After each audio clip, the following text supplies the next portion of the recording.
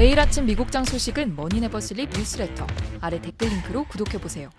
이 미국이 중국에 대한 반도체 산업 제재를 하고 있는데요. 이게 꽤 오래전부터 시작이 됐다고 해요.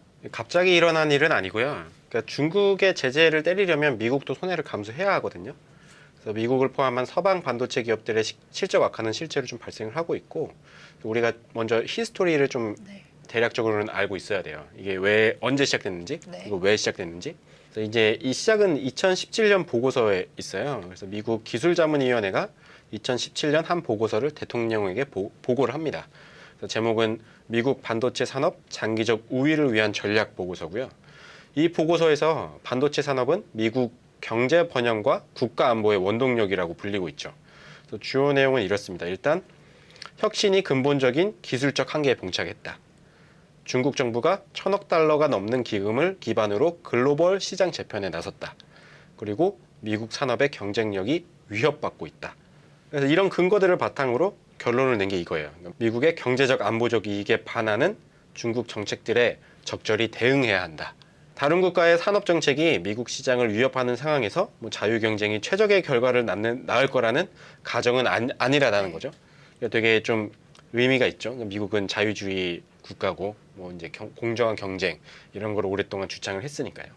그러니까 이제 결과적으로 보면 공정이나 자유 등의 이념보다는 실리, 특히 이제 반도체 산업에서의 실리가 중요하다 때문에 미국 정부가 전향적으로 개입을 해야만 한다라고 이제 이때 주장을 한 거죠. 그럼 구체적으로 어떻게 미국 정부가 중국의 반도체 산업을 제재를 했나요? 이게 좀 크게 나눠보면 처음엔 이제 개별 타격을 했어요. 그러니까 기업을 딱 찍은 거죠. 화웨이가 그 대상이 됐고요. 제일 유명한 타겟은요. 그래서 2021년 중순부터 미국 정부는 화웨이 잡기에 나섭니다. 그래서 화웨이의 반도체 구매를 막고 화웨이 계열사들을 블랙리스트에다 올려버린 거죠. 그래서 화웨이는 대만의 파운드리 기업인 TSMC의 반도체 생산을 맡겨왔었는데 미국 정부가 이를 막았어요. TSMC도 화웨이를 손절했고요. 디테일한 제재도 이어졌어요. 그래서 이제 미국 상무부는 화웨이가 구매자, 중개자, 최종 사용자일 경우에 수출 통제를 적용받는 항목과 관련된 모든 거래를 허가받도록 했습니다. 정부가 컨트롤하겠다는 얘기고요. 이외에 중국 파운드리 기업인 SMIC나 테크 기업인 하이크비전 이런 기업들도 이제 제재 대상에 포함이 됐고, 반대 방향도 이제 좀 진행이 됐는데 서방 기업한테 이제 이런 거를 오더를 내리는 거죠. 미국 정부는 네덜란드한테 이제 ASML이 최첨단 노광 장비를 중국 기업에게 수출하는 것을 막아달라고 요청을 했고, 그래서 ASML은 이 같은 조치에 좀 따르고 있고요. 그럼 시작이 개별 타깃이었다면 지금도 이런 모습이 유지가 되고 있나요? 처음에는 이제 몇 개 기업에 개별적으로 타격을 가했다면 이게 이제 광역으로 좀 늘어났어요. 광역 타격이라고 저는 부르고 있는데 올해 들어서 또 되게 많은 제재가 이루어졌거든요. 크고 작은 거. 그래서 제가 중요한 것만 좀 짚으면요. 8월 1일에 반도체 장비 수출을 막았고 8월 15일에 반도체 설계 소프트웨어 수출을 통제했고 그다음에 9월 4일에 고성능 반도체 수출을 금지했거든요. 물론 이제 반도체 모든 거를 수출을 금지한 건 아니고 근데 중요한 장비나 소프트웨어 제품 이런 걸 막은 거고 이 세 분야 그러니까 장비, 소프트웨어, 고성능 반도체 이거는 미국이 장악하고 있는 대표적인 분야들이에요. 장비 기업으로는 어플라이드 머티리얼즈, 램 리서치, KLA 같은 곳들이 있고 이게 이제 글로벌급이거든요.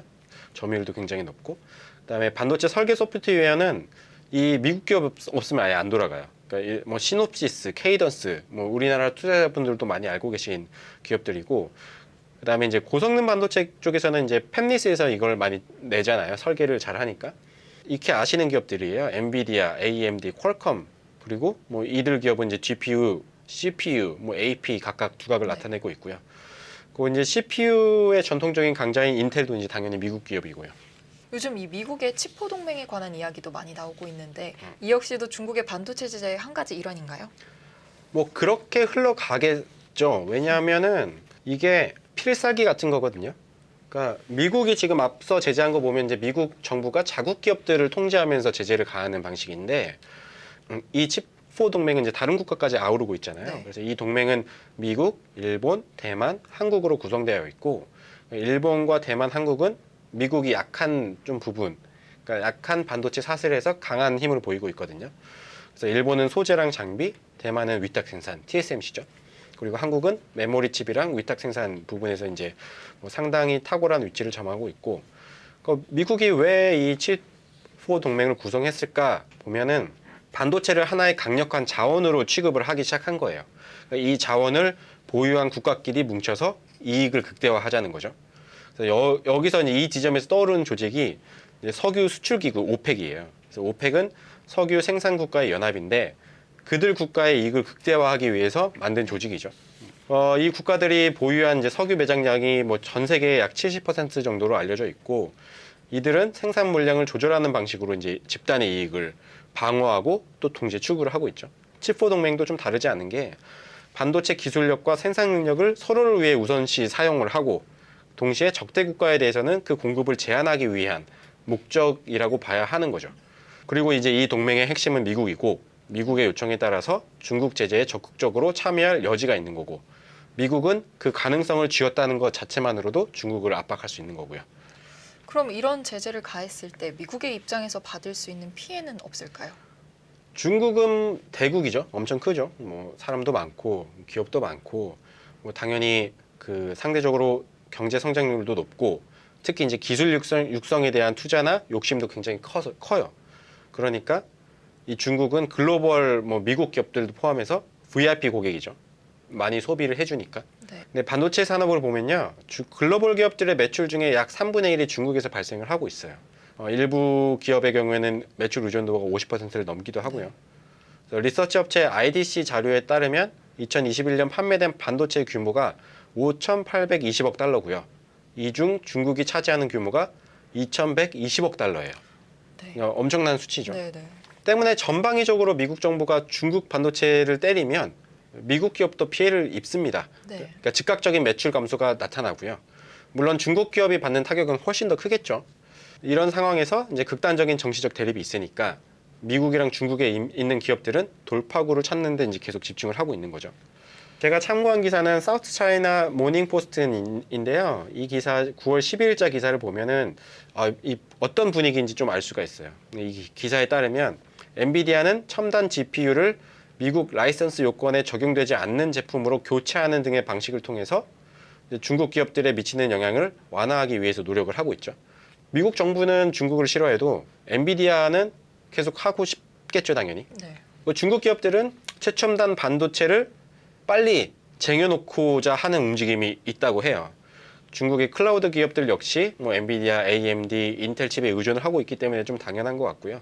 근데 이게 뭐 첨단 칩의 문제만은 아니고요. 장비, 소프트웨어, 뭐 파운드리 등 다른 기업들도 유사한 움직임을 보일 수밖에 없습니다. 미국 기업들은 다양한 제품과 서비스 라인업 중 미국 가이드에서 허용되는 범위에서는 이제 거래선을 계속 유지하기 위해서 최대한 노력을 할 거고, 중국 기업들은 이제 뭐 최상의 컨디션은 아니지만 네. 대체제를 계속 찾아서 나름대로 응용하는 방식을 계속 연구를 하겠죠. 네. 중국 정부는 이제 드라이브를 강력하게 걸 수밖에 없는 부분이 자기네들이 못하는 것을 계속 키워야겠죠. 그러니까 GPU를 만드는 기업들도 계속 키워야 될 거고, 뭐 이런 거에 더 많은 자원을 쏟아부을 수밖에 없는 상황입니다. 그러면 투자자 입장에서는 어떻게 대처를 해야 할까요? 저는 이거부터 좀 짚고 넘어가야 되는데, 이 혼란 속에서 중국 반도체 기업들이 좀 비약적으로 성장할 수 있지 않느냐는 주장이 좀 있어요. 근데 저는 좀 여기에 대해서는 회의적인 게, 반도체 생산 과정은 모든 제품을 통틀어서 가장 세분화되어 있고요. 때문에 다양한 기업과 인재의 경험이 좀 뒷받침되어야 되는 게 좀 큽니다.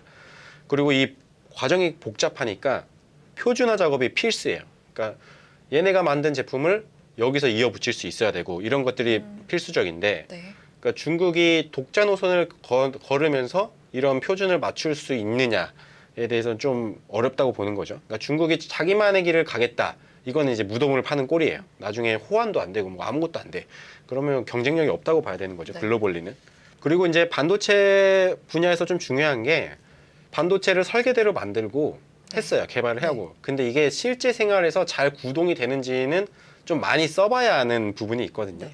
그래서 개발, 생산, 실제 적용이 약간 모두 어우러지면서 이제 기술이 발전을 하는 그런 모양새를 띱니다. 그 제품을 수요할 수 있는 굉장히 다양한 산업에 크고 작은 사용자 기업이 많아야 된다는 의미인 거죠.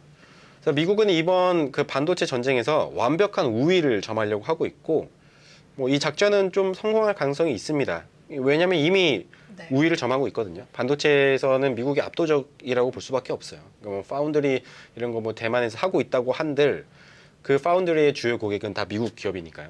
투자자 입장에서 봐야 할 포인트는 이 대립이 얼마나 지속되느냐.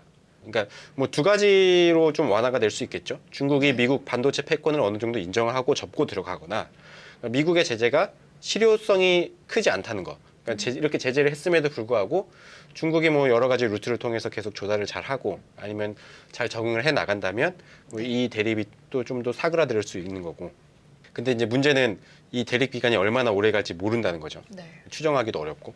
그래서 뭐 다양한 카드들이 나올 거예요. 뭐 중국도 당연히 뭐 보복 조치를 할 수도 있을 거고, 뭐 미국 뭐 치포 동맹을 동원해서 더 강력하게 공격을 할 수 있을 거고.